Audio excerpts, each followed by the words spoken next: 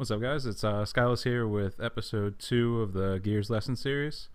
I got a lot of feedback from the first episode. Seemed like everyone really liked it, so me trying to do these pretty regularly. I'm hopefully doing them every week. We'll see how that pans out. I wanted to get some Gears 1 gameplay because it seemed to be the most requested thing, but there's not really that much on YouTube, and it's hard to follow anything without having, like, being able to draw on like an overhead map or something. So I'll see if I can do that for future weeks. For this week, I grabbed a scrim from before Meadowlands, before the first MLG event. This will be with MBN, and today we're talking about communication, which is probably the biggest thing if you're going to try to play competitively. This video has 3 voices. You're going to be able to hear everyone except for Arctic, which is obviously impossible if he's recording, unless we had set up all fancy, but we didn't back then. So communication is kind of a thing that helps mostly in private matches and scrims and stuff, but in public games we had a lot of success. Usually Orange and I would play pubs together, and if you're making call outs, it's 10 times easier to rack up absurd scores in King of the Hill or Annex or that kind of thing. So it can help. It helps in just about any game you'll ever play, so being able to communicate well is an important trait to have if you want to play competitively. So the format on this, since you need to be able to hear the communication, I'm going to be doing a lot of talking, and then I'll just play the round without any talking over it so you can listen.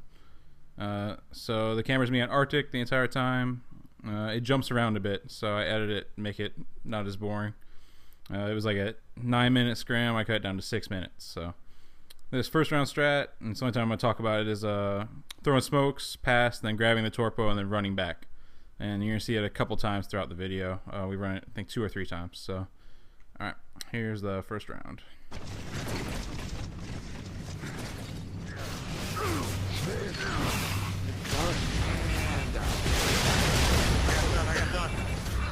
No, Colin's done. Alright. Yeah. Oh, I got. Oh, there's one there. Alright, Jam. He rolled out. Okay, he's on the left. Nice. He ran. No, there's one up top. Yeah, shoot us in the back. One shot. Well,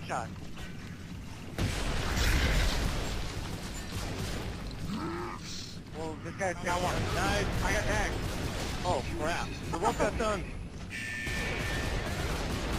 I'm full red. I'm full red from back. You're back hallway. There needs to be a button, right? You're mine now. Alright. That's it. I'm rolling in. Hold on. Alright. I was gonna push down behind. Going in. Alright. Down. Everyone in.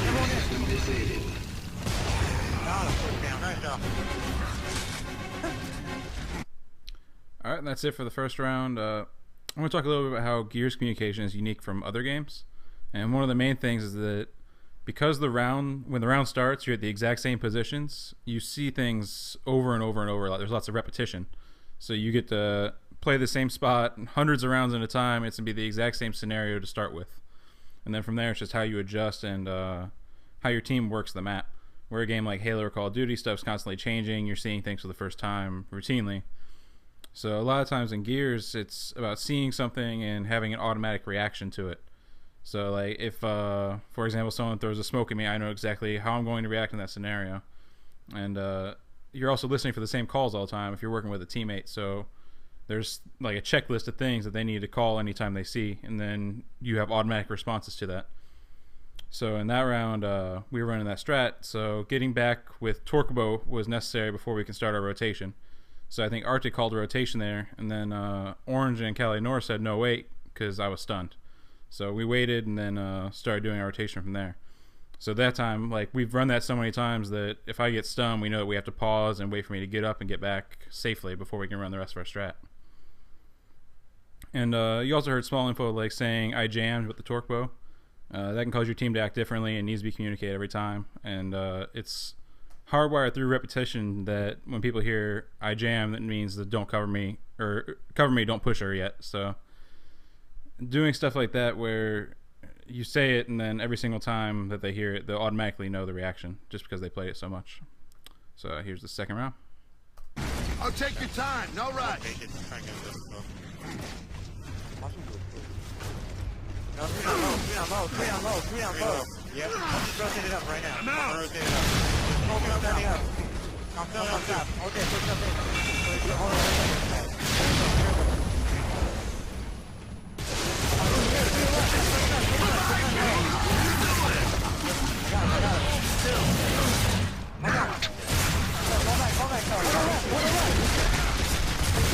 Oh my god, he's so hurt.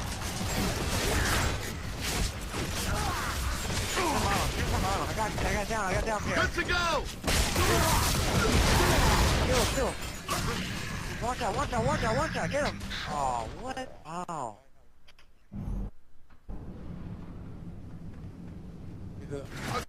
And actually clip the rest of the round there. Nothing interesting happens, and it's just one person alive. So, as you hear at the very beginning, we were talking about what to expect based on what they've run in the past. So, Orange says they might rush. Last time that they had played on that side, that's what they had done. So, he was communicating that. And really, the 10 seconds after round ends, then like the first 5 or so seconds of the round are some of the most important moments of the round because you're communicating your strat and you're working out what the other team's going to do. And as a team, you're seeing the same things repeatedly in scrims and then talking about them. So it gets to a point where, in this instance, we called out 3 low. We've seen it before. So immediately we're throwing all of our smokes down there because that's what we've talked about doing to respond to that strat. So it comes down to recognizing that that's what they're doing and then just communicating that to your teammates. So the moment that he saw the 3 people low, he called it out. Everyone made the immediate reaction. You also heard importance of saying things 2 or 3 times based on the urgency there. So when he said 3 low, he made sure that everyone heard it by saying it multiple times. And it's important because over when you're playing, it can be hard to hear stuff over gunfire and such. So the important calls that people need to take note of immediately, you want to say 2 or 3 times. Take your time, no rush. Oh. Way back. I got stuck. Okay. I'm up. Roll back. One up top, Kale. Behind. Come on, take your aim. Get out. Got him. I got top. There's one up top. Incoming aim. I'm gonna separate it. Don't let him push.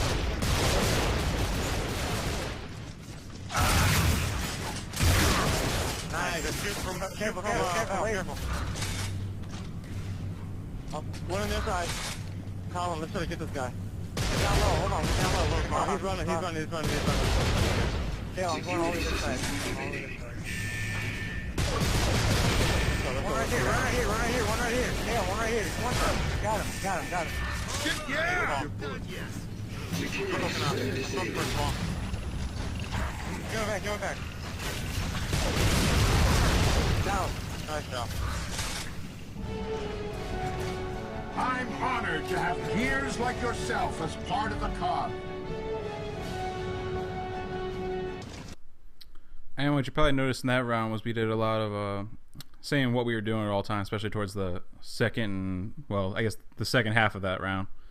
And it's important because it creates a mental map for your teammates to follow, where if you've played enough, it gets to a point where you can keep track of not only your team but also the other team. So you can have like a mental overhead view of the map as far as where everyone is and what you expect them to do based on your pushes. So you heard Callie say he was going over to the other side of the laser wall. So that means that Arctic had to make a decision to either follow him or cover him. And just little things like that. And then also pushing up top, you hear the communication between myself and Carrington as far as how we were going to approach it. Whenever we did something, we let the other guy know right away so that he's able to make his decisions better because he knows what you're doing. And creating a mental map like that is probably the biggest thing that separates you from being a good player and a great player. Because if you're able to keep track of 7 or 8 people on the map, it's a lot better than being able to take care of just what you're seeing, which is why listening is really important, because you're only getting a piece of the puzzle while you're playing, so you have to listen to all your teammates in order to complete that. And here's the 4th round. Incoming smoke. Come on, Oh my god, yeah. Open it up.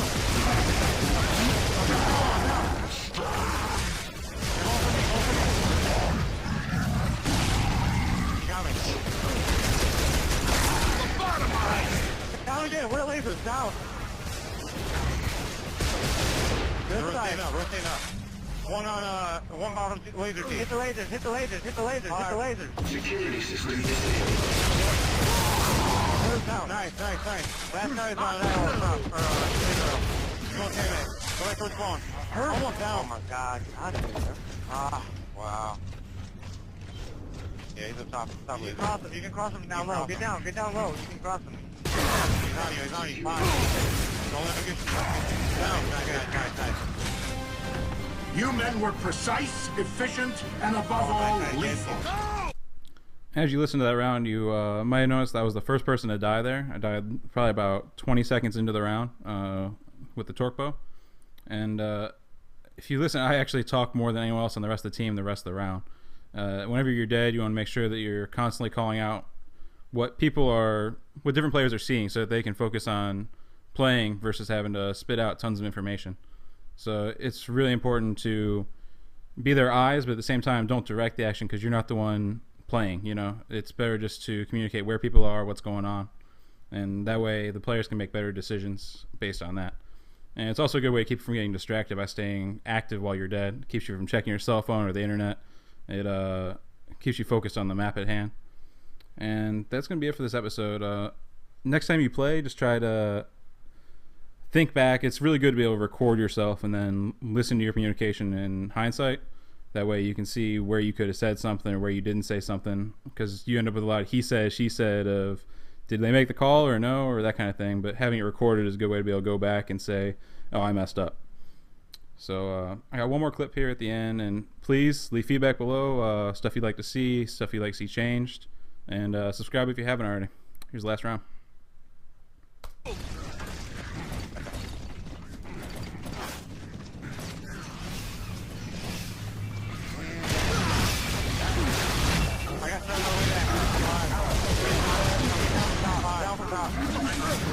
What are you doing?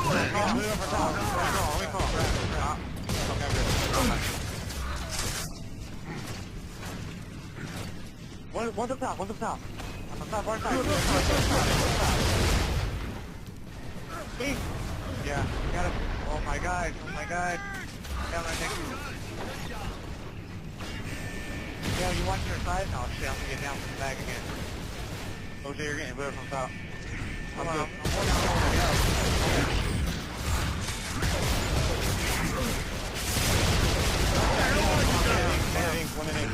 I hope you're bulletproof. Yeah, nice job. Last one. Oh, damn. That's what I like to see. Ridiculous.